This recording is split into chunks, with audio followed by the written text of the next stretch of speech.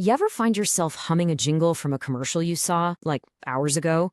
Or, suddenly you need a soda right after an ad pops up? Well, today, we're going to pull back the curtain. We're going to dissect the whole art of persuasion and really see what makes advertising tick. Let's jump right in. I mean, it really is like a magic trick, isn't it? One minute you're just watching something, the next you're humming a tune or even reaching for your wallet. So what is the secret sauce? What's that invisible little string that connects an ad to what we want? That's what we're here to figure out. And look, this isn't just some boring academic exercise. Think about it. Understanding how ads work is kind of like learning a new language, the language of influence. And once you speak it, you can walk through this world of stuff, of consumerism, with a much sharper eye. You stop being just a target on a board and become, an informed player in the game. All right, so where do we even begin this whole deconstruction? Well, like any good detective, you gotta start with the evidence. And for us, the evidence is the ad itself.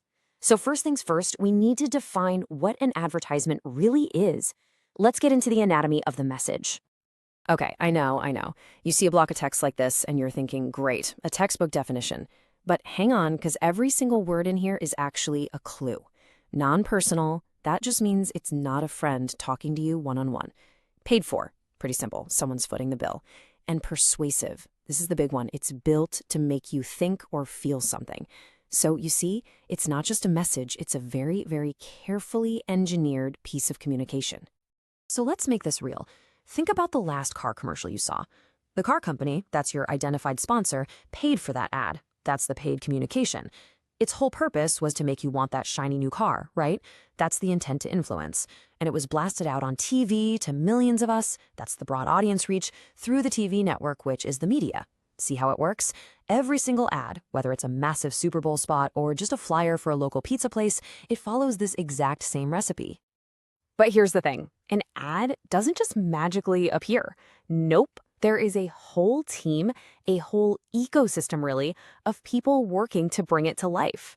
So who are these masterminds pulling the strings? Let's meet the key players. A good way to think about it is like making a huge Hollywood movie. The advertiser, that's the big studio head. They've got the vision and, more importantly, the cash. The ad agency, they're your director and the whole creative crew, the ones actually making the movie. The media? Those are the movie theaters, right? The ones showing the final product to everyone. The vendors? Think of them as the special effects team, the caterers, everyone who provides a crucial service. And the target audience? Well, that's us.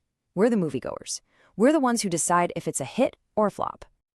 So where does it all begin? It almost always starts with a problem. Or, an opportunity. Maybe a company has a brand new product to launch. Or maybe their sales have been kind of slumping. The advertiser is the one with that issue, and they've decided they're willing to pay to fix it. They are literally the spark that starts the whole engine. Okay, now this is where the real magic happens. The ad agency, these folks are not just a bunch of artists doodling on a notepad.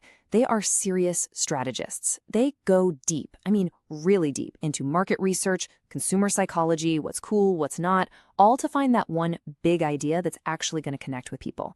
They're storytellers for sure, but their stories are built on a foundation of cold, hard data. So once this creative masterpiece is all finished, it needs a stage, right? It needs to be seen. That's where the media comes in. You can really think of them as the bouncers at the club of our attention. They control the channels, the TV stations, your social media feeds, all the websites. They're the bridge between the message and the audience. And believe me, they charge a pretty hefty toll to cross that bridge. And that brings us to the most important player in this entire game, the real star of the show.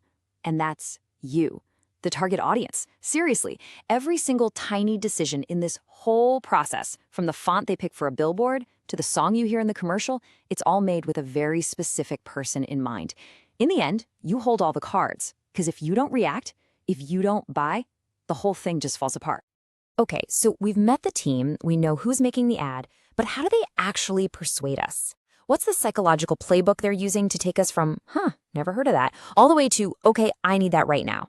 To understand that, we've got to look at something called the advertising pyramid. Let's use a real-world example. Think about Apple's Shot on iPhone campaign. First, they grab your attention with these absolutely gorgeous photos on huge billboards. Then they build your interest by showing you, hey, this is the amazing quality you get from an iPhone's camera. From there, they create desire. You start imagining all the incredible pictures you could be taking. That feeling pushes you toward action. Maybe it's time to upgrade your phone.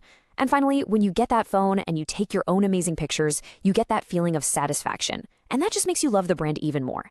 It is a total masterclass in how to persuade someone. But not all ads are the same. Not by a long shot.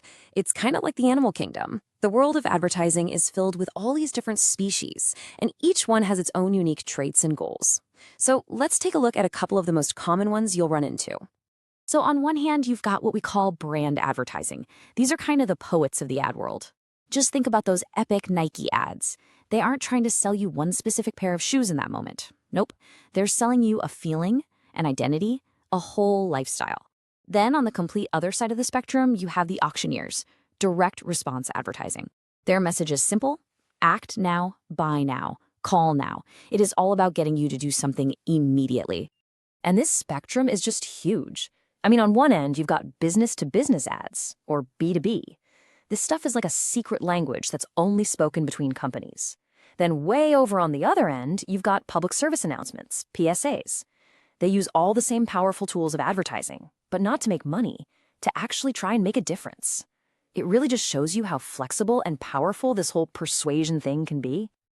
All right, so we've basically taken this ad and taken it apart piece by piece. We've looked at the bones, the muscles, even the brain.